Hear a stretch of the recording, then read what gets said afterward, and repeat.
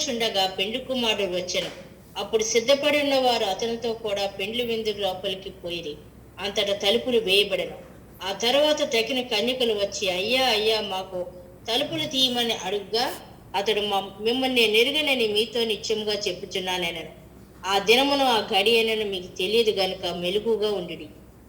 అది చూడండి, ఇక్కడ మనం ఇప్పుడు దాకా 1 కొరింథియన్స్ 2:6లో దేని గురించి మాట్లాడుతున్నామంటే, మర్మయుక్తంగా దాచిపెట్టబడి ఉన్న, మిస్టీరియస్గా ఉన్న దేవుని జ్ఞానము. అది లోక జ్ఞానం కాదు, మనుషుల జ్ఞానము కాదు, దానికన్నా అతీతమైనది. ఆ జ్ఞానము మనకేంటంటే అది నిక్షిప్తమై ఉన్నది, నిగూఢంగా ఉంది. దాన్ని మనం వెతకాలి, దాన్ని బయటకు తీసుకురావాలి. దానికి సహాయం ఎవరు? మన మేధస్సు కాదు, మన రీసెర్చ్ కాదు. పరిశుద్ధాత్ముడు ఒక spirit of wisdom, understanding and revelation, ఈ డైమెన్షన్స్లో ఆయన ఆపరేట్ అయ్యి ఏదైతే ఇప్పుడు చదువుతున్నాం అందులో నిగూఢమై ఉన్న ఈ యొక్క పారబుల్ అంటే అదొక మిస్టరీ. ఏమైనా అర్థమైందా? ఏంది పరలోక రాజ్యం ఏంది, ఈ దివిటీలు ఏంది, ఈ లాంతర్ ఏంది, ఈ నూనె ఏంటి, మనిషి కుమారుడు పెళ్లి కుమారుడు రావటం ఏంటి? చూస్తే ఏం అర్థం కాల, ఏదో కొంతవరకు. మరి ఇందులో ఏదో లోపల ఒక జ్ఞానము, దేవుని రాజ్యము గురించి మర్మయుక్తంగా దాచిపెట్టబడి ఉంది. అది కంటికి కనపట్లేదు, చెవికి వినపడట్లేదు, హృదయానికి గోచరం కావట్లేదు. ఇప్పుడు ప్రకృతి సంబంధమైన మనుషుడు దాన్ని అర్థం చేసుకోలేడు. ప్రకృతి సంబంధమైన బోధకుడు, కార్నల్ బోధకుడు దాన్ని అర్థం చేసుకోలేడు. ఇప్పుడు ఎలా మరి? మనుష్యుని సంగతులు మనుష్యుని ఆత్మకు తెలిసినట్లు దేవుని సంగతులు దేవుని ఆత్మ. ఇప్పుడు దేవుని సంగతి, ఆ దేవుని జ్ఞానము మర్మయుక్తంగా దాచిపెట్టబడి ఉంది. అయితే మనకు పరిశుద్ధాత్ముడు వాటిని బోధిస్తున్నాడు, తెలియపరుస్తున్నాడు. ఏదైతే మర్మయుక్తంగా ఉందో ఈ సీరియస్ పీపుల్కి బయలుపరుస్తున్నాడు, రివీల్ చేస్తున్నాడు, స్పిరిట్ ఆఫ్ రివిలేషన్ ద్వారా. ఏంటి ఇందులో అంటే, పరలోక రాజ్యము, దేవుని రాజ్యము. తమ దివిటీలు పట్టుకొని పెండ్లి కుమారుని ఎదుర్కొంటకు బయలుదేరిన 10 మంది కన్యకలు. ఇక్కడైతే స్త్రీలతో పోలుస్తున్నాడు, కన్యకలు అంటున్నాడు. 10 మంది కన్యకలే. ఇక్కడ స్త్రీలతో పోల్చాడని స్త్రీలే అని కాదు, పరలోక రాజ్యంలో పురుషులు కూడా ఉంటారంతే. ఒక ఉపమానంగా చెప్తున్నాడు, ఒక మిస్టీరియస్గా చెప్తున్నాడు. దాంట్లో లోతైన మర్మం ఏదో దాగుంది. 10 మంది కూడా దివిటీలు ఉన్నాయి వాళ్ళ దగ్గర. ల్యాంప్స్ అన్నమాట ఇంగ్లీష్లో, లేదా లాంతరు. ఏమిస్తుంది లాంతరు? వెలిగిస్తుంది. అక్కడ సిస్టర్స్ అనలేదు, లేకపోతే రిలేటివ్స్ అనలేదు, కన్యకలు అంటున్నాడు. వాళ్ళు కన్యకలు ఎలా అయ్యారంటే దేవుని వాక్యం ద్వారా, తిరిగి జన్మించిన అనుభవం ద్వారా. మనందరం కన్యకలమే, పురుషులైన స్త్రీలైనా. క్రీస్తు యేసులో, గలతీయులకు రాసిన పత్రిక ప్రకారం క్రీస్తు యేసులో స్త్రీ పురుష తారతమ్యం భేదం లేదు. ఓకే, ఈ 10 మంది కన్యకలు నువ్వు నేను, అంటే ఇది సంఘానికి సాదృశ్యం. ఓకే, అయితే ఈ 10 మందిని 2 గ్రూపులుగా డివైడ్ చేస్తున్నాడు. 5 ఇటు 5 ఇటు. అందరూ కన్యకలే, అందరి దగ్గర దివిటీలు ఉన్నాయి. కానీ 5 ఏమంటున్నాడంటే ఫూలిష్ అంటున్నాడు. ఎర్రోళ్ళు, పిచ్చోళ్ళు, బుద్ధిహీనులు. ఇంకొక 5 ఏమంటున్నాడంటే జ్ఞానులు. Foolish, wise. ఎవరు? క్రైస్తవులే, అన్యులు కాదు. Foolish, wise. వీళ్ళు ఇద్దరి దగ్గర కామన్ క్యారెక్టరిస్టిక్ ఏంటి? కన్యకలే, వర్జిన్సే. ఇంకొకటి ఏంటి? అందరి దగ్గర బుద్ధిహీనంగా, ఫూలిష్గా ఉన్న వాళ్ళ దగ్గర దివిటీలు ఉన్నాయి, లాంతర్ ఉంది, ల్యాంప్ ఉంది. జ్ఞానుల దగ్గర కూడా, వైజ్ వర్జిన్స్ దగ్గర కూడా లాంతరు, దివిటీ ఉంది, ల్యాంప్ అనేది ఉంది. మరి ఎక్కడ తేడా? చూడండి, వీరిలో 5 బుద్ధి లేనివారు, 5 బుద్ధి గలవారు. బుద్ధి లేనివారు తమ దివిటీలు పట్టుకొని తమతో కూడా నూనె తీసుకొని పోలేదు. ఇక్కడ డిఫరెన్స్ ఎక్కడుంది? ఈ బుద్ధి లేని వాళ్ళ దగ్గర ఏమి లేదంట, నూనె తీసుకుపోలేదట. నూనె. ఈ బుద్ధున్నోళ్ళ దగ్గర వాళ్ళు నూనె పెట్టుకొని రెడీగా ఉన్నారు. ఓకే, మరి నూనె దేనికి సాదృశ్యం? ఆత్మకి సాదృశ్యం. ఓకే, మరి ల్యాంప్ దేనికి సాదృశ్యం? ఒకసారి కీర్తనలో 119, 105 తీయండి. కీర్తనలో 119, 105 మనకు బాగా తెలిసింది. తై వర్డ్ ఈజ్ ఎ ల్యాంప్ అంటూ మై ఫీట్, ఎ లైట్ అంటూ మై పాత్ అంటాడు. ఎస్, నా త్రోవకు వెలుగై ఉన్నది అంటాడు. అంటే నీ వాక్యం నా పాదములకు దీపము. వీళ్ళందరి దగ్గర దీపాలు ఉన్నాయి, లాంతర్ ఉంది, కానీ ఒక గ్రూప్ దగ్గర నూనె లేదు, ఒక గ్రూప్ దగ్గర నూనె ఉంది. ఇప్పుడు లాంతర్లో నూనె కనపడదు, నూనె లోపల ఉంటుంది. అంటే ఎక్స్ట్రా ఆయిల్ వాళ్ళు పెట్టుకోలేదు, వీళ్ళు క్యారీ చేసుకోవట్లా. ఒక గ్రూప్ క్యారీ చేస్తూ ఉంది. అయితే ఇక్కడ చూడండి, బుద్ధి గలవారు తమ దివిటీలతో కూడా సిద్ధెలలో నూనె తీసుకొని పోయారు. అంటే ఎక్స్ట్రా వెసల్ వేరే ఒక వెసల్తో నూనె పట్టుకొని వెళ్తున్నారు. ఈ లాంతర్లో అయిపోతే నింపుకోవటానికి వీళ్ళ దగ్గర ఎక్స్ట్రా వెసల్ లేదు. పెండ్లి కుమారుడు ఆలస్యము చేయగా వారందరూ కునికి నిద్రించున్నారు. చూడండి, మళ్ళీ బుద్ధి గలవారు నిద్రిస్తున్నారు, బుద్ధి లేనివారు నిద్రిస్తున్నారు. పెండ్లి కుమారుడు ఆలస్యం చేశాడంటే టైం ఫ్యాక్టర్ అనమాట. వేచి చూచారు 2000 సంవత్సరాలకి నుంచి ఆయన అపోస్తుల కార్యాల్లోనే వస్తున్నాడు అని ఆస్తులు అమ్ముకొని అపోస్తుల పాదాల దగ్గర పెట్టేశారు. ఇంకా రేపే వస్తున్నాడని. మేము కొత్తగా మారు మనసు పొందుకున్నాను, 1 సంవత్సరం అయిందేమో. మమ్మల్ని అప్పుడు నడిపించి ఒక అన్న ఉన్నారు, ఆయన యవ్వనస్తుడు, చాలా చక్కగా నడిపించాడు. ఒక రకంగా మా స్పిరిచువల్ మెంటర్ ఆయన. ఆ మీటింగ్ ఈ మీటింగ్కి దేవుడు ఆయన్ని ఆ స్టార్టింగ్ సంవత్సరాల్లో 4 సంవత్సరాలు ఏంటి, ఈవెన్ ఎబెనేజర్ అంకుల్ కూడా అన్ననే నన్ను పరిచయం చేసింది. కానీ ఒకరోజు ఆయన ఈ GRE టోఫెల్ రాయడానికి కోల్కత్తా వెళ్ళారు. ఆ కోల్కత్తా వెళ్ళి ట్రైన్లో తిరిగి వస్తుంటే విశాఖపట్నం ఒక మ్యాగజైన్ కొనుక్కున్నాడు. ఆ మ్యాగజైన్లో ఎట్లానో చిప్ గురించి రాసింది, చిప్ టెక్నాలజీ. అందులో 666, ఇంకా చిప్ అనగానే ఈ చిప్ ఇక్కడ పెడతారు, అదే 666 అనే ఒక కాన్సెప్ట్ ఎవరో రాశారు అందులో. ఇంకా ఆయన చదివి ఇంకేంటి చిప్ వచ్చేసింది, చిప్ పెట్టేస్తున్నారు, దేవుని రాకడ ఇంకా దగ్గరగానే ఉందన్నాడు.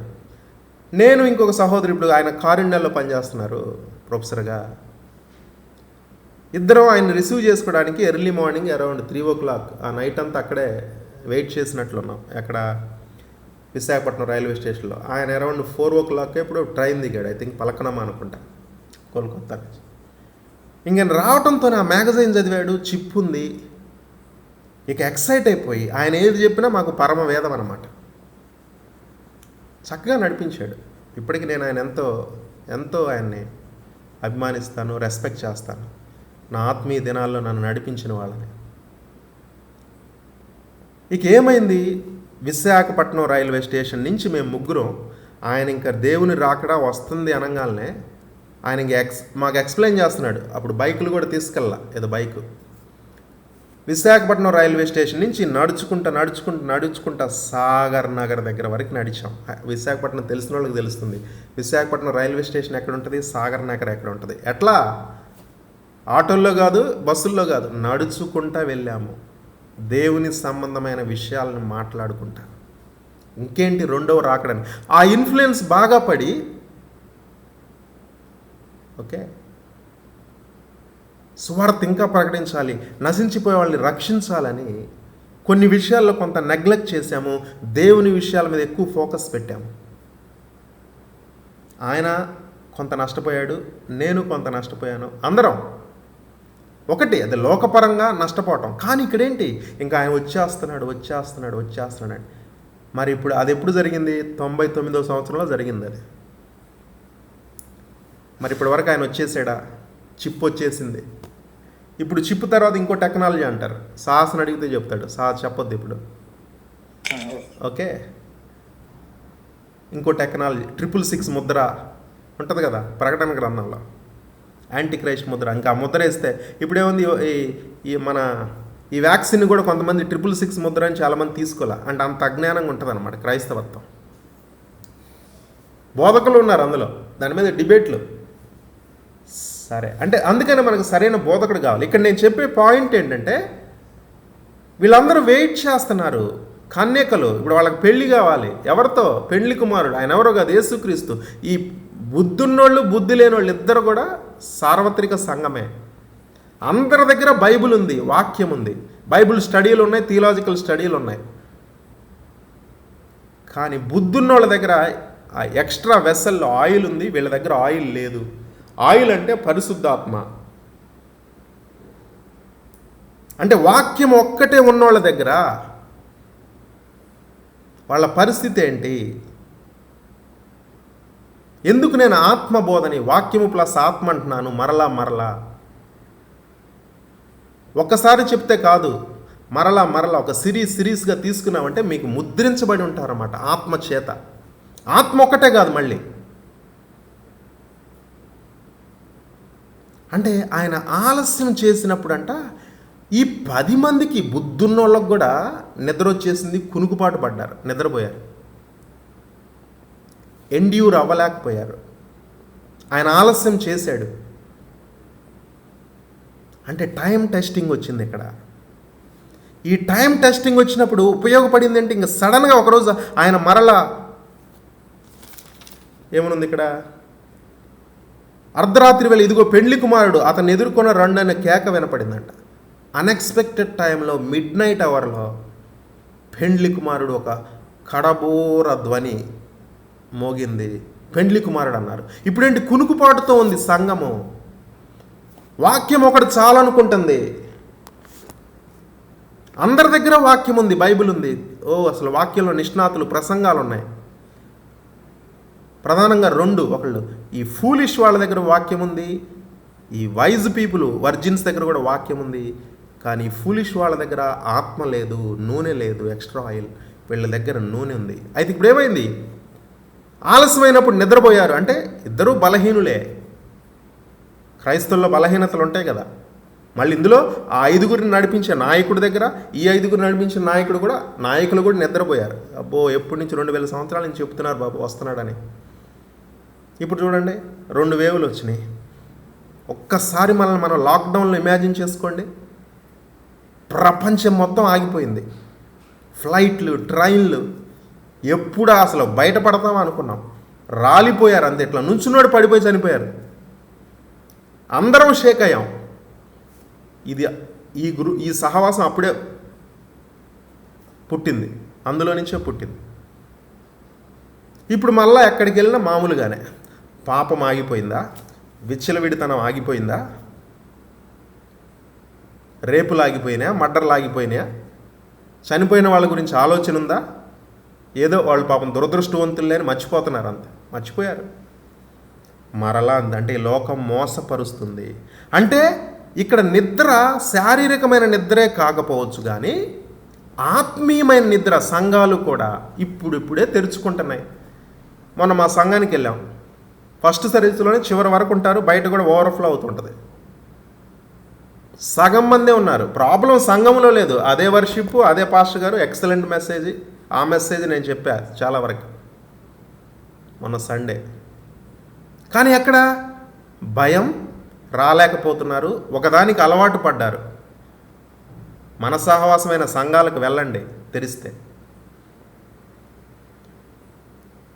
Physical presence is different. అందుకని అప్పుడప్పుడు అక్కడికి వచ్చి నేను ముఖాముఖిగా కలవడానికి ప్రయత్నిస్తుంటా. లోకల్ సంఘానికి వెళ్ళండి. It's not a replacement. అది లేనప్పుడు, అప్పుడప్పుడు దేనివల్ల ఏదో రీజన్ వల్ల వెళ్ళనప్పుడు ఇది ఎప్పుడు ఉంటుంది. అంటే స్పిరిచువల్ స్లంబర్, స్పిరిచువల్ నిద్ర వచ్చేసింది, అందరికి వచ్చింది. వైజ్ వర్జిన్స్కి కూడా వచ్చింది, బుద్ధి గల కన్యకలు వచ్చింది, బుద్ధి లేని వాళ్ళకి కూడా వచ్చింది. కానీ ఒకే ఒక్క ఫ్యాక్టరు కొందరిని బుద్ధి లేని వాళ్ళు అంటుంది, కొందరిని బుద్ధి కలిగిన వాళ్ళు అంటుంది. ఏంటి ఆ ఫ్యాక్టర్ అంటే ఆయిల్, నూనె, ఎక్స్ట్రా ఆయిల్.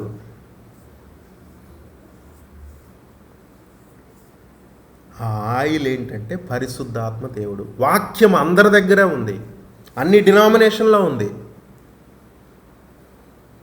ఆయిల్ లేదు, ఆలస్యం అవుతుంది, వాక్యము ఆరిపోవచ్చు, వాక్యంలో ఉన్న కొంచెం అగ్ని, మరలా ఆయిల్ పోయాలి. ఆ లాంతర్లో, ఆ దివిటిలో ఆయిల్ పోస్తే ఆయిల్ కనపడదు. అంటే వాక్యం కలిగిన క్రైస్తవుడివి. ఎక్కడుంది ఇది? వాక్యము ప్లస్ ఆత్మ అంటే ఒకసారి చూడండి, యెషయా 48:16కి వెళ్ళండి. చక్కని వచనం, యెషయా 48:16. అది నుండి నేను రహస్యంగా మాట్లాడిన వాడను కాను, అది పుట్టిన కాలం మొదలుకొని నేను అక్కడనున్న వాడను. ఇప్పుడు ప్రభువు యెహోవాయు ఆయన ఆత్మయు నన్ను పంపెను. అది ఓకే. ఇప్పుడు ఆది నుండి ఉన్నాడు ఆయన, రహస్యంగా మాట్లాడలేదు. పుట్టిన కాలం మొదలుకొని నేను అక్కడ ఉన్నవాడను. అయితే ఇప్పుడు, అప్పుడున్నా కానీ ఇప్పుడు ఎవరు పంపిస్తున్నారంట? ప్రభువగు యెహోవాయు ఆయన ఆత్మయు. ఇంగ్లీష్లో చదువుతారు ఎవరన్నా? ఐజియా 48:16.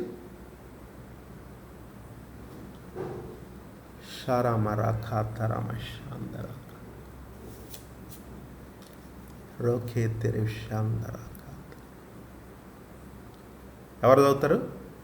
సాహస్ ఆర్ ప్రత్యూష్? ఇంగ్లీష్లో ఐజియా 48:16. ఎస్, 48:16.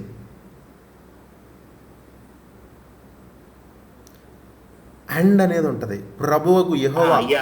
ఎస్, చదువు. Isaiah 48:16. Come ye near unto me, hear ye this. I have not spoken in secret from the beginning, from the time that it was. There am I, and now the Lord God and His Spirit hath sent me. అది now the lord God and his spirit. Now the lord God, now the lord God. Lord God అంటే ఏంది? ఒకసారి యోహాను సువార్త 1:1కి వెళ్తే ఉంది, ఆది యందు వాక్యము ఉండెను, వాక్యము దేవుని యొద్దే ఉండెను, వాక్యము దేవుడై ఉండెను. Now the lord God, now the lord God అంటే గాడ్. ఇప్పుడు నౌ గాడ్, గాడ్ అంటే ఏంటి? వాక్యము. అంటే ఆ గాడ్ దగ్గర వాక్యం పెడితే, వాక్యము మరియు ఆత్మ ఇప్పుడు నన్ను పంపెను. అంటే పరిచర్య ఏంటి? క్రైస్తవత్వం అంటే వాక్యము మరియు ఆత్మ. కానీ బుద్ధి లేని కన్యకలు ఫూలిష్. వాక్యం ఒక్కటే ఉంది, లాంతర్ ఒక్కటే ఉంది. నీ వాక్యము నా పాదములకు దీపము, నా త్రోవకు వెలుగై ఉన్నది. షారా. బాగా ఆత్మ ఒక్కటే ఉన్నవాడు ఎట్లా ఉంటాడంటే పడిపోతాడు, ఎగిరెగిరి పడతాడు. అంతే కదా, షేక్ డ్రుర్రు బాబా అనుకుంటా. అది ప్రాబ్లమే. బాగా వాక్యంలో నిష్ణాతుడు అయి ఉన్నాడంటే వాడు పెద్ద ఇంటెలిజెంట్ అయి ఉంటాడు. అది ప్రాబ్లమే. ఈ ఇద్దరు కలవాలి.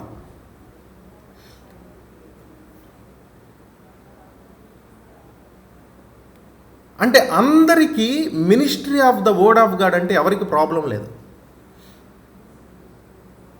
వాక్యం అంటే ఎవరికి ప్రాబ్లం లేదు. చూడండి, ప్రభు అయిన యేసుక్రీస్తు వారు ప్రకటన గ్రంథంలో ఆయన పేరు ఆ తెల్లని గుర్రం మీద ఉన్నవాడు, ఎక్కి కూర్చున్నవాడు ఒక ఆయన ఉంటాడు. ఓకే, ఈ మొదటి 4 రెవల్యూషన్ 6లో ఉన్న 4 గుర్రాలు కాదు, ఇంకో తర్వాత ఒక తెల్లని గుర్రం వస్తుంది. అది యేసుక్రీస్తు వారు. ఆయన మీద ఆయన పేరేమని ఉంటుందంటే దేవుని వాక్యం అని ఉంటుంది. అంటే యేసుక్రీస్తు వారికి పేరేంటాయంటే దేవుని వాక్యము. ఆ యేసుక్రీస్తు వారు దేవుని వాక్యం 30 సంవత్సరాల వరకు కూడా ఇజ్రాయెల్లోనే ఉన్నాడు. ఎవ్వరు ఆయనకు తెలియదు. అంటే వాక్యముగా ఉన్నాడు, ఎవ్వరు ఆయనకు తెలియదు. ఆయన గురించి ఎవరికి తెలియదు. ఆయన ఇన్ఫ్లుయెన్స్ లేదు. ఆయన సమాజ మందిరానికి వెళ్తున్నాడు, అక్కడ దెయ్యం పట్టిన వాళ్ళు అలానే ఉన్నారు. యేసేపు కుమారుడే అనబడ్డాడు, కానీ ఆయన ఎవరు? వాక్యమే. కానీ ఆ వాక్యం మీదకి ఆయన జాన్ ద బాప్టిస్ట్ దగ్గరికి వెళ్ళినప్పుడు వాక్యం టీచ్ చేయమని అడగలేదు జాన్ ద బాప్టిస్ట్ని. ఎందుకంటే ఈయనే వాక్యం కదా, ఈయన పేరు దేవుని వాక్యం. ఆది యందు వాక్యం ఉండెను, వాక్యము దేవుని యొద్ద ఉండెను, వాక్యము దేవుడే ఉండెను. ఆయన యేసుక్రీస్తు. ఈయనే దేవుని వాక్యం. ఇంకా ఈయనకి జాన్ ద బాప్టిస్ట్ సీనియర్ అయినా కూడా నేర్పించడానికి ఏమి లేదు అంతే. కానీ నీతి యావత్తు మారు మనసుకు కూడా ఈయనకు అవసరం లేదు. జాన్ ద బాప్టిస్ట్ ప్రసంగం విని ఈయన గుండెలు పగలగొట్టుకొని, అయ్యో నేను ఇప్పుడు నశించిపోతున్నాను, ఏం చేయాలి, ఇంత ఘోర పాపినని యేసుక్రీస్తు అనలేదు. మిగతా వాళ్ళు అన్నారు అంత, పరిసయ్యులు సద్దూకయ్యులు.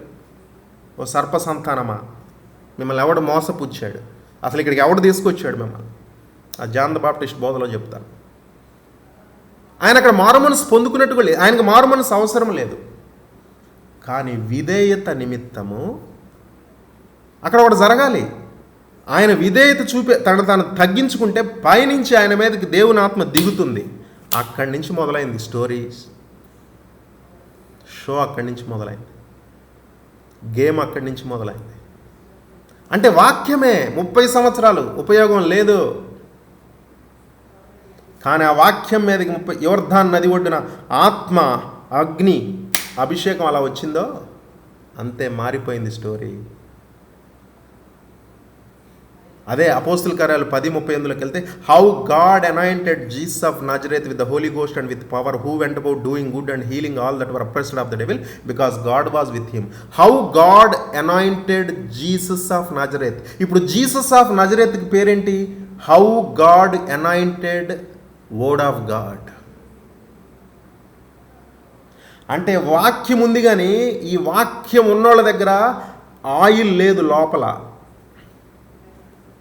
సైతానికి మనకేంటి డిఫరెన్సు? సైతాన్ దగ్గర కూడా వాక్యం ఉంది కాదా?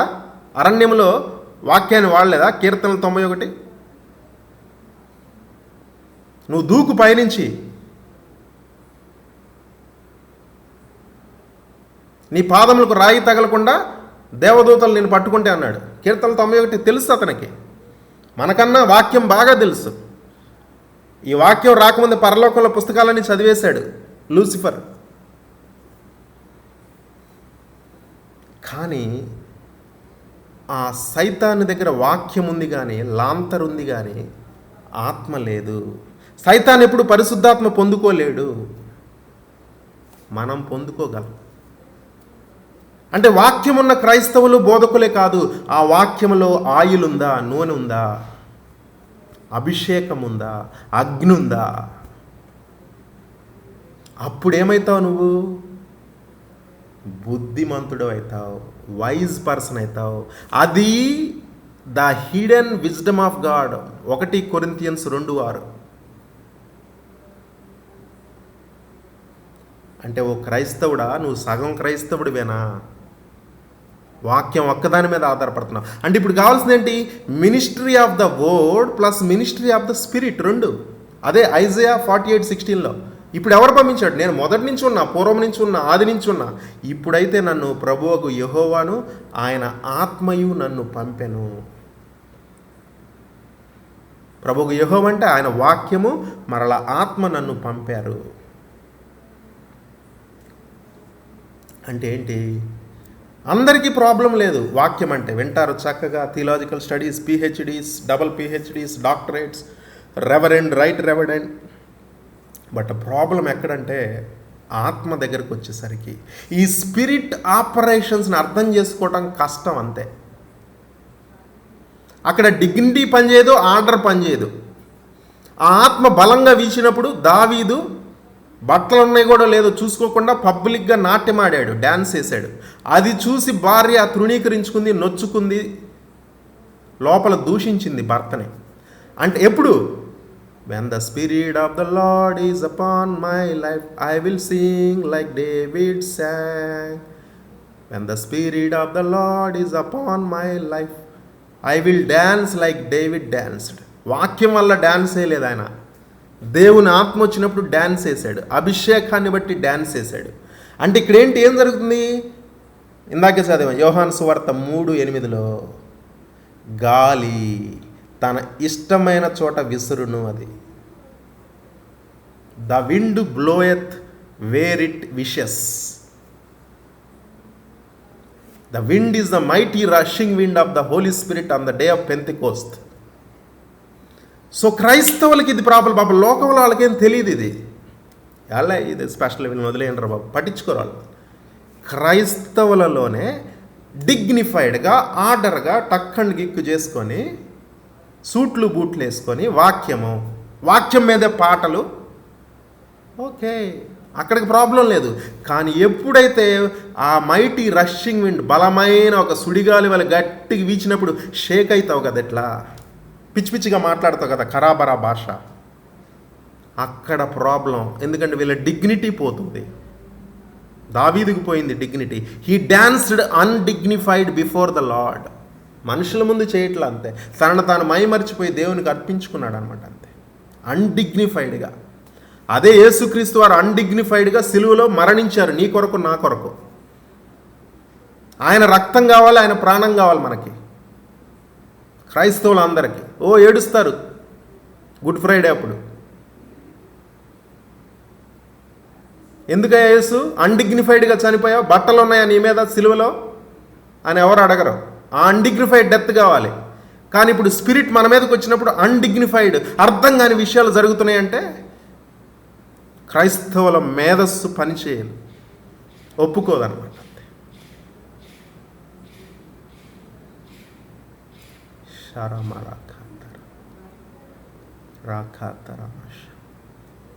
సో ఇంత దూరం వచ్చావు వాక్యానికి 50%. ఇంకా నువ్వు లోతుగా వెళ్ళాలంటే, దేవుని మహిమ నీ మీద బలంగా దిగి పని చేయాలంటే అర్థం కాని వెర్రితనంగా ఉంటాయి. ప్రకృతి సంబంధమైన మనుషుడికి ఆత్మ సంబంధమైన విషయాలు వెర్రితనంగా ఉంటాయి. ఆ వెర్రితనానికి నువ్వు అప్పచెప్పుకోవాలి. అందులో ఒకటే భాషల్లో మాట్లాడటం. ఏదైనా సరే నీ జీవితమే నీకు అర్థం కాదు. ఆత్మ విషయాలు, ఆత్మ సంబంధమైన విషయాలు. శాన్హెడ్రిన్ అని ఉంది, 70 మంది పెద్దలు ఇట్లా కూర్చుంటారు. అదే మొదట ఎక్కడ మొదలైంది?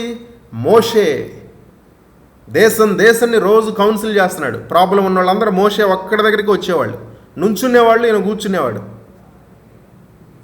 అర్ధరాత్రి దాకా నా ఈవినింగ్ వరకు చెప్తా ఉండేవాడు. ఒకరోజు ఇత్రో వచ్చాడు మామ, అంతా గమనించాడు. మోషే ఒక దేశంలో ఉన్న వాళ్ళందరూ 30 లక్షల మంది ప్రజలు నీ దగ్గరకు వచ్చి నువ్వు వాళ్ళందరికీ నువ్వు కౌన్సిల్ ఇవ్వాలంటే నువ్వు అలసిపోతావు, నీ ఫిజికల్ కెపాసిటీ సరిపోదు, నువ్వు కొలాప్స్ అవుతావు, ఇది విజ్డమ్ కాదు అని పరిశుద్ధాత్మ సహాయంతో 70 మంది పెద్దలను ఏర్పరుస్తాడు.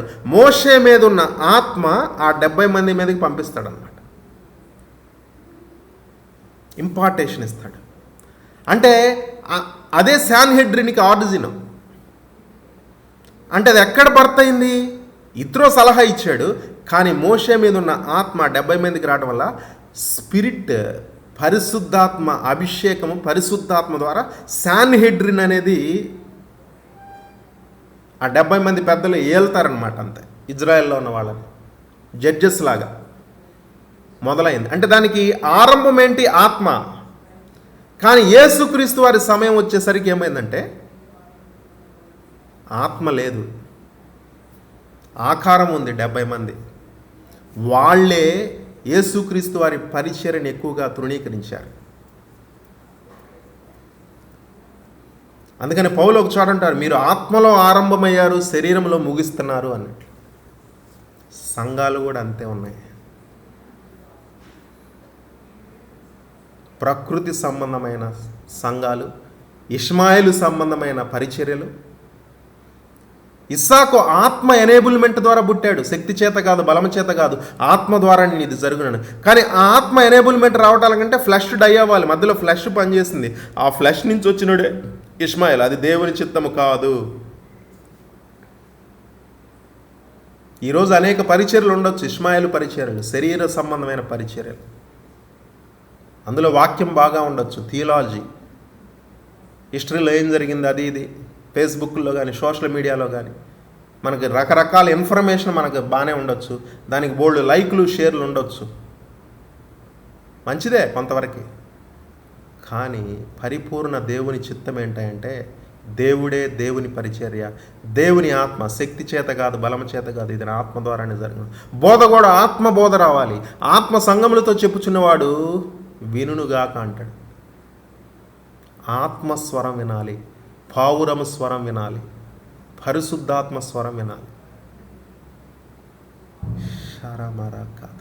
సో అభిషేకం ఎవరి మీదకి వస్తుంది? వాక్యం ఎవరి దగ్గర ఉంటే. కానీ ఆ ఆయిల్ లాంతర్లోకి వెళ్ళినప్పుడు ఆ ఆయిల్ కనపడదు.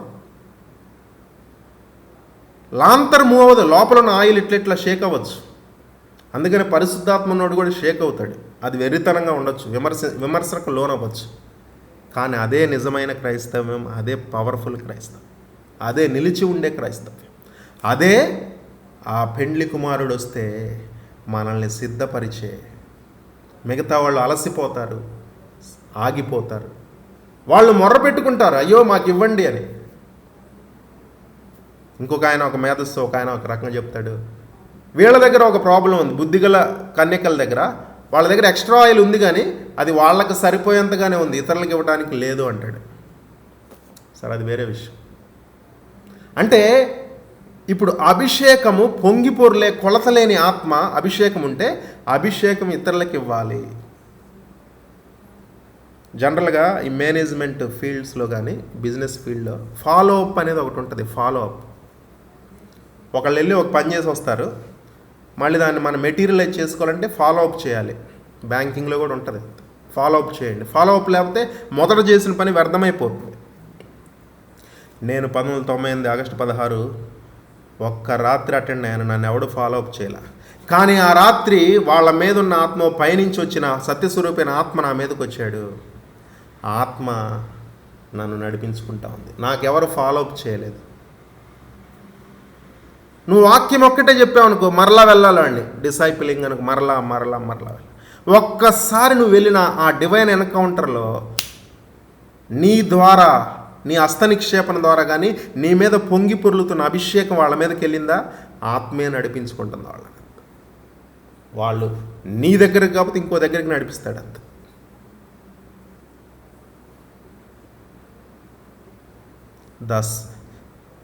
ప్రకటన చివరికి వెళ్తే 22లో the spirit and the bride say come అంట, మారణాద come. The spirit and the bride, పరిశుద్ధాత్మ. ఇప్పుడు బ్రైడ్ ఎవరు? బుద్ధి కలిగిన కన్యకలు, సంఘము. 2 ఆత్మ సంఘము ఆ పెండ్లి కుమారుణ్ణి రమ్ము అని పిలుస్తుందంట.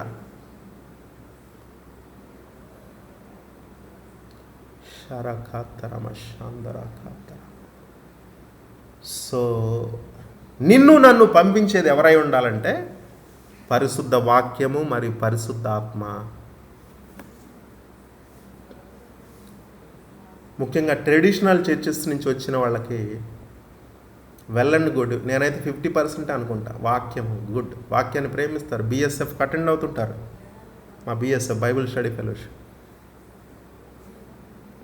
చుట్టూ చూస్తే వాళ్ళ లైబ్రరీలో ఎటు చూసినా కేజేవి ఉంటుంది, ఎన్ఐవి ఉంటుంది, ఎన్కేజేవి ఉంటుంది, అమెరికన్ స్టాండర్డ్ వర్షన్ ఉంటుంది, ఎన్ఎల్టీ ఉంటుంది, మెసెంజర్ వర్షన్ ఉంటుంది, మెసేజ్ వర్షన్ ఉంటుంది, హెబ్రూస్ ఉంటుంది, గ్రీక్ ఉంటుంది, అన్నీ ఉంటాయి. అంటే వాక్యాన్ని ప్రేమించి చుట్టూ వాళ్ళ హాల్లోనే ఉంటాయి. 20-30 లేకపోతే ఒక 100 బైబిల్స్ ఉంటాయి. అంత వెలబెట్టి చెల్లించారు. కానీ వాళ్ళే ఆత్మ దగ్గరికి వస్తే 70, 80, 90 సంవత్సరాలు వచ్చినా కూడా కుదరదు. ఆత్మ అంటే విచారకరం, విషాదకరం. క్లియర్గా ఉంది, నూనె కావాలి.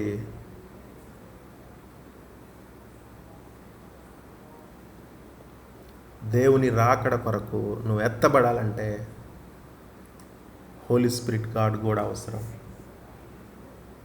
వాక్యం లేకుండా నువ్వు తిరిగి జన్మించవు కదా. మరి హోలీ స్పిరిట్ గాడ్ ఉన్నప్పుడు, ఆయన నీలోకి వచ్చినప్పుడు ఆయన వరాలు కూడా ఇస్తాడు.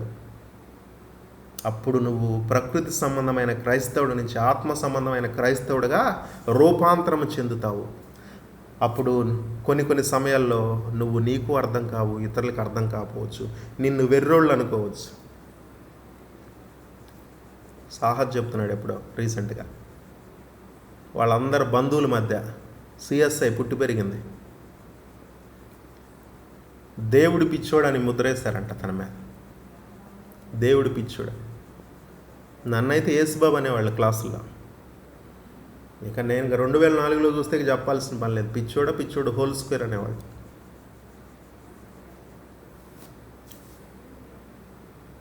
Christ is our life. ఆయన మనకు జీవము, సమృద్ధి జీవం ఇవ్వటానికి వచ్చాడు. ఆయన మనకు తన ఆత్మను అనుగ్రహించాడు వేరొక ఆదరణకర్తగా. ఆయన మనల్ని సర్వసత్యంలోకి నడిపిస్తాడు, సమస్తమును బోధిస్తాడు ఆయన. అంతే. ఆత్మే చనిపోయిన యేసుక్రీస్తు వారిని తిరిగి లేపాడు పునరుద్ధాన బలంతో. స్పిరిట్, ఆత్మే ఆయన ఆరోహణమయ్యేలా తీసుకెళ్ళాడు. ఒక మేఘం వచ్చి తీసుకెళ్ళిపోయిందంట. మేఘము ఏమంటుంది, నీళ్ళు ఉంటాయి, మేఘస్తంభంలాగా. అగ్నిస్తంభం మేఘస్తంభం ఒకటే, అదే పరిశుద్ధాత్ముడు. యేసుక్రీస్తు వారు ఏ ఆత్మ లేకుండా ఏది చేయాలి? ఆయన వాక్యం, ఆయన పేరే వాక్యము. ఆయన మొదటి నుంచి ఉన్నాడు వాక్యముగా. కానీ ఆ వాక్యానికి, యేసుక్రీస్తు వారు అనే వాక్యానికి ఆత్మ కూడా అవసరమైంది. అప్పుడే మొదలుపెట్టాడంతా, ప్రపంచానికి తెలిసే. దేవుని నామానికి మహిమ కలుగును గాక. షరమ రఖ అప్తరమ ష. తిమోతి గారు ప్రార్థించండి. ఓకే సార్, ప్రార్థన చేసుకుందాం.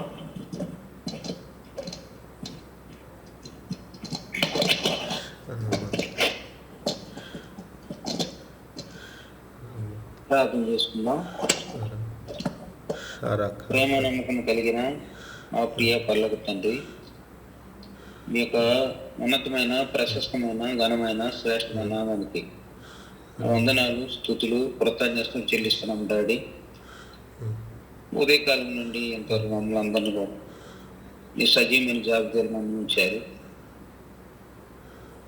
అనుదినము చక్కని ఆహారం ఇచ్చారు, ఆరోగ్యం, ఆయుష్కాలం ఇచ్చారు. వాటన్నిటికంటే నీ విలువైన సన్నిధి, సావాసం మాకు ఇచ్చారు. దేవా, ఈ రాత్రి వేళలో ఆత్మీయ ఆహారం మాకు పుట్టించి విరిచి నీ దాసుని ద్వారా ముఖాంతరం నుంచి మాట్లాడి 10 మంది కన్యకుల గురించి ప్రభు వివరించడానికి కృప చూపించినందుకు మీకు వందనాలు. మేము అనేక పర్యాలు ఈ వాక్యాన్ని ఎన్నో మరలు చదివి ఉండొచ్చు, బోధించవచ్చు, కానీ ఇందులో విగూఢమైన యొక్క సంగతుల గురించి పరిశుద్ధాత్మ దేవుడు మాకు అందరికి బోధించినందుకు మీకు వందనాలు. గొప్ప బోధకుడు తండ్రి, నీ బోధలు అవినీతం ఉంది నాయన. దేవా, మీకు స్తోత్రాలు. ఇదిగో దేవా, 5 బుద్ధి కలిగిన వారు, 5 బుద్ధి లేని వారు. దేవా, అందరికీ డ్యూటీలు ఉన్నాయి, వెలిగించబడుతున్నారు. కానీ దేవా తండ్రి, నీ కేక వినబడినప్పుడు నాయన మెలకువ లేక దేవ డ్యూటీలు ఆరిపోతున్న పరిస్థితుల్లో, నిన్ను ఎదుర్కోలేని పరిస్థితుల్లో దేవ బయట ఉండిపోయిన కన్యకల విలయమేం కాకుండా అనుక్షణం, అనుదినం నాయన నీ యొక్క కేక విలువైనది. నీ పరిశుద్ధాత్మ కేకను విని సర్వసిద్ధమైన మనసుతో నీతో పెండ్లి విందుకి రెడీగా నీ లోపల రావడానికి సాయం చేయండి. అనేక మరి మీ వాక్యం వినొచ్చు నాయన, నీ కేక వెనకలేకపోవచ్చు ప్రభావ. మళ్ళీ మమ్మల్ని గుర్తు చేసినందుకు మీకు స్తోత్రాలు. నిజంగా నీ దాసుని ముఖాంతరం నుంచి మా అందరితో మాట్లాడారు. ఈ రాత్రి మేము నీ యొక్క మాటలు మరుగులేము ప్రభావం, వందనాలు చెల్లిస్తున్నాం.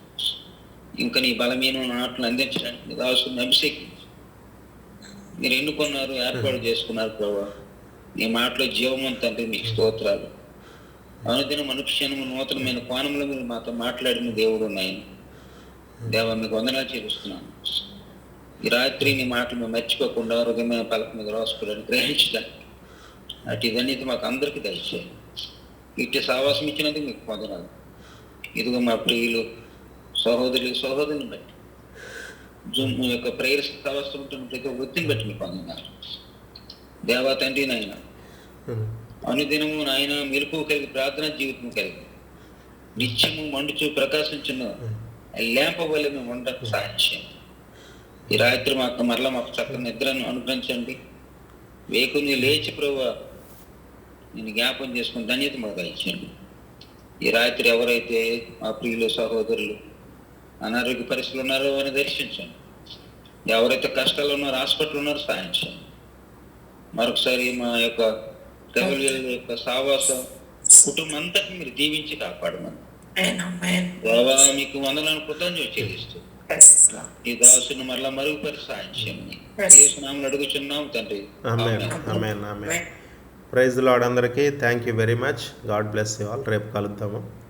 రేపు ఈవినింగ్ దేవుని చిత్తమంత కొత్త సిరీస్తో చూద్దాం దేవుడు ఎలా నడిపిస్తాడు అనేది. Thank you one and all.